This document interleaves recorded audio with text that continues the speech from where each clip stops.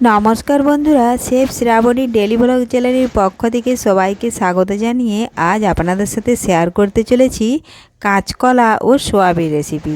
আপনারা প্রথম থেকে পুরো ভিডিওটা শেষ পর্যন্ত দেখতে থাকুন। ভালো লাগলে একটা লাইক দিয়ে আমার পাশে থাকুন ও বন্ধুদের সাথে শেয়ার করে দিন। চলুন তাহলে শুরু করি। তো দেখুন বন্ধুরা, কাঁচকলা আর সোয়াবিন লবণ আর হলুদ জলে একটু ভাপিয়ে নেব, তাহলে সোয়াবিনটাও সেদ্ধ হয়ে যাবে আর কাঁচকলারও কষ জলটা বেরিয়ে যাবে। দেখুন লবণ হলুদ দিয়ে দিয়েছি, একটু ফুটিয়ে নেব না ঢাকা দিয়েই। দেখুন বন্ধুরা, ফুটিয়ে নিয়েছি। এখন এটা একটা অন্য পাত্রে আমি তুলে নেব কাঁচকলা আর সোয়াবিন।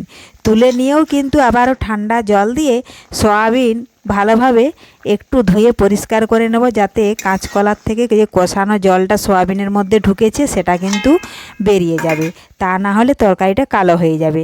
আর এদিকে দেখুন গ্যাস ধরিয়ে কড়াই বসিয়ে দিয়েছি। কড়াইয়ের মধ্যে দিলাম 5 ফোড়ন গোটা জিরে আর একটা পেঁয়াজ কুচি দিয়ে দিলাম।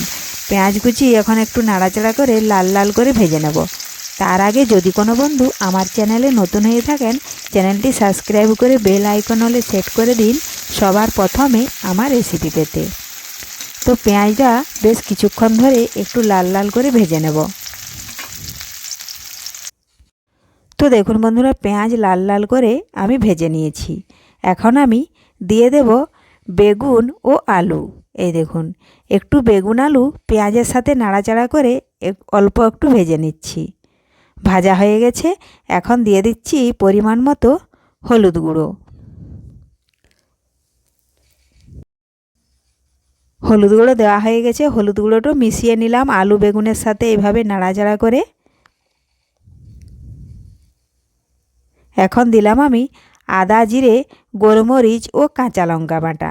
এটাও ভালোভাবে বেগুন আলুর সাথে মিশিয়ে একটু বেগুন আলু ভেজে নিচ্ছি।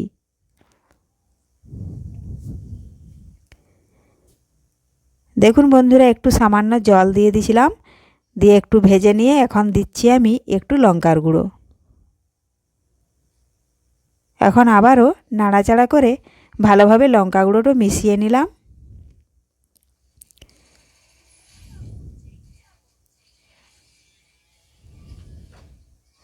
দিলাম স্বাদ মতো লবণ।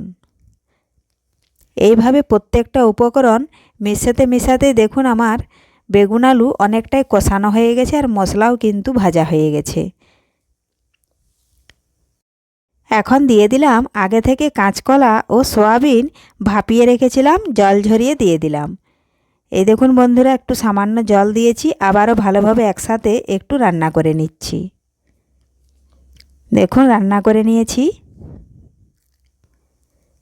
আবার একটু জল দিলাম।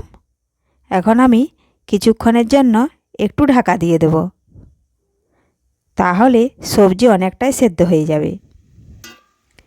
তো ফিরে এলাম বন্ধুরা কিছুক্ষণ পর। দেখুন ঢাকা তুলে নিয়েছি। জল কিন্তু বেশি নেই, শুকিয়ে গেছে। এই দেখুন নাড়াচাড়া করে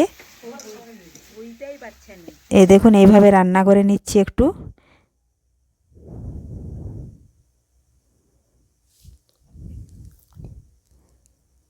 এখন আমি পরিমাণ মতো ঝোলের জন্য জল দিয়ে দিলাম। নাড়াচাড়া করে মিশিয়ে নিলাম সবজিগুলো।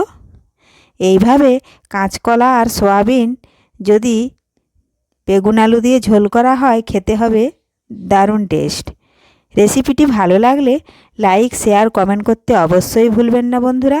দেখুন আমি কিছুক্ষণ ফুটিয়ে নিয়েছি, রান্নাটা একদম তৈরি হয়ে গেছে, সবজিগুলো ভালোভাবে সেদ্ধ হয়ে গেছে। এখন একটা অন্য পাত্রে আমি নামিয়ে নেব। এইভাবে আবারও নিত্য নতুন রেসিপি পেতে চ্যানেলটি অবশ্যই সাবস্ক্রাইব করে নিও। ধন্যবাদ। আজকের মতো ভিডিওটা এখানেই শেষ করছি। ফিরে আসবো আবারও পরের ভিডিওতে।